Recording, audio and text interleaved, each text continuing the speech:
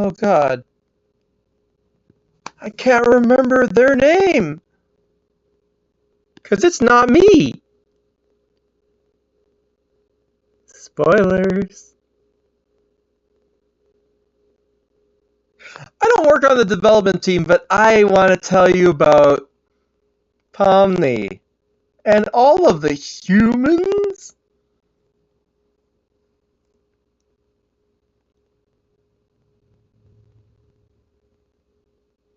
Let's rewind and totally exit the universe and go into Soma, a video game where a person puts on a headset and then they assume that they're going to be transported into a digital body, but then they're not there.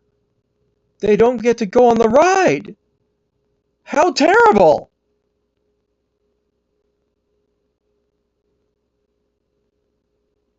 But wait, that's not the first experience they have. They're there, they wake up, they're in their apartment, and they go to work, and then they had a scan of their brains, and then that scan is imported into a robot. It's a really old scan. One of the first, if not the first scan. Big spoilers for Soma! And, yeah. You are not the person who existed back then. No. Unfortunately,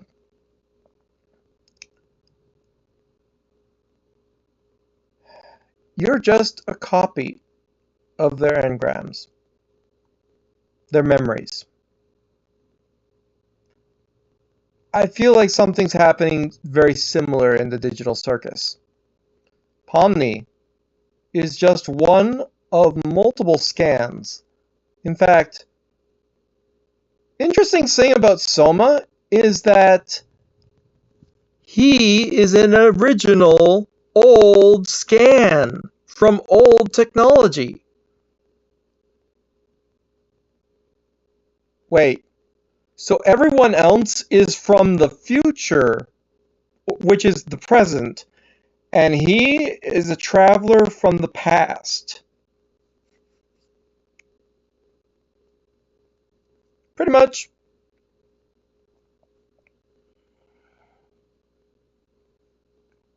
And then they copy him into the scuba suit, and then they copy him into the spaceship, and he's still there. The copy is over there in the other body and wanting to live out its life. Well, that sucks. I thought I would be going over into the other dimension, into the other body, and having my experience continued. And the answer is no. You're not. And the difference between Soma and what's happening in Amazing Digital Circus is that it's cruel and unusual to give you the memories of your past life. The only thing that you remember is putting on the headset. You don't even know. In fact, it's impossible to know if you were aware that it was going to scan your brain. All you know is you put on the headset and then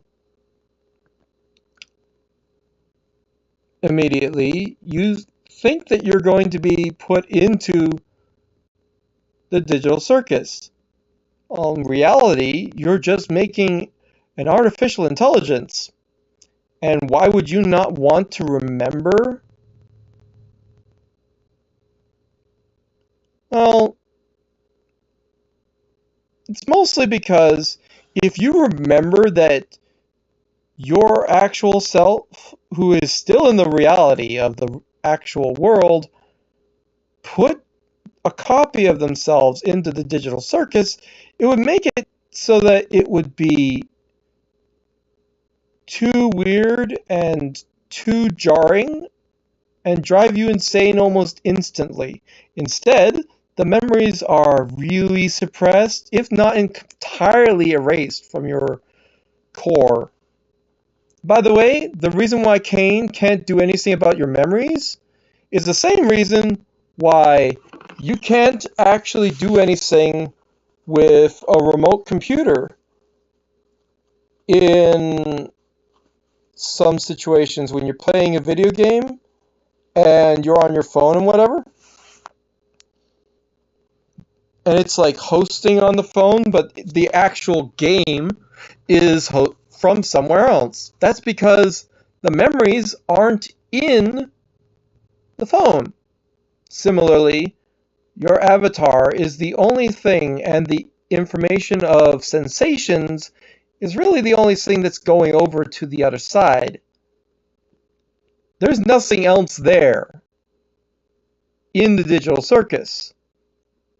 You are a projection from a separate module that holds your brain, or the copy of it.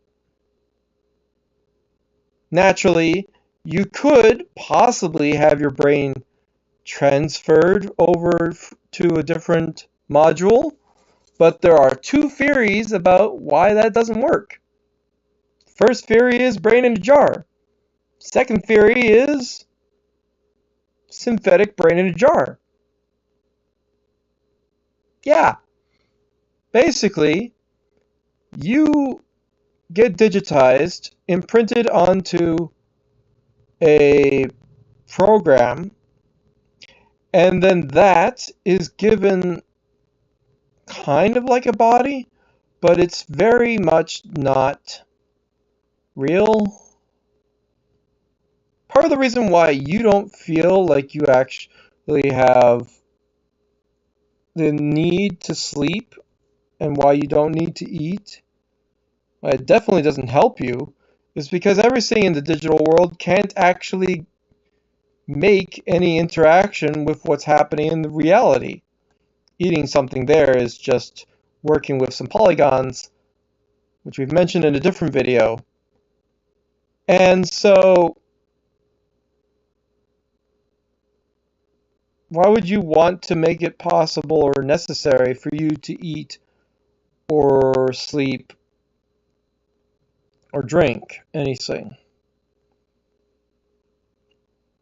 You literally have the ability to live forever. But the thing is, again, they made it possible for an artificial intelligence to exist, and the best artificial intelligence is a copy of one's own mind, one that we trust. However, it's placed into a scenario that is jarring, totally transformative, and makes it so that it's no longer me. It's now my doppelganger. That's what Pomni is. That's what all of them are. Even Kane. He's a doppelganger. The only difference with Kane, it's interesting to think that Kinger is the oldest one here. Wouldn't that be Kane? Could it be Bubble?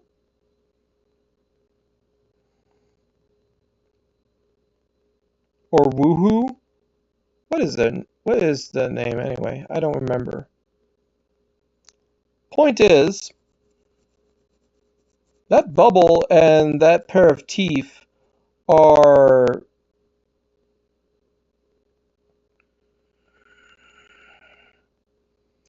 kind of like damage control. They're trying to make sure that you don't go insane. They're trying to make sure that you don't simply just waste all of their effort and kill yourself. By the way, killing yourself doesn't matter because you can't die. But eliminating yourself is real. And if you were to be able to figure out how to do that, abstraction is part of the way there. So basically, you keep your minds healthy and stimulated.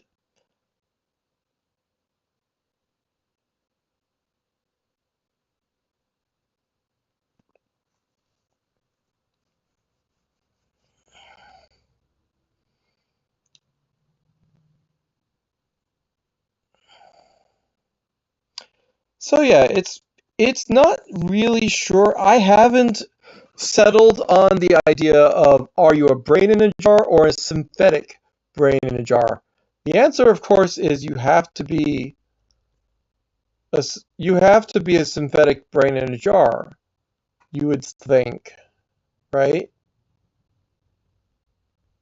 If you're an actual brain in a jar, that would mean that all your memories got put in. Let's just say you're in a brain. You're in a synthetic. You have to be in a synthetic brain in a jar because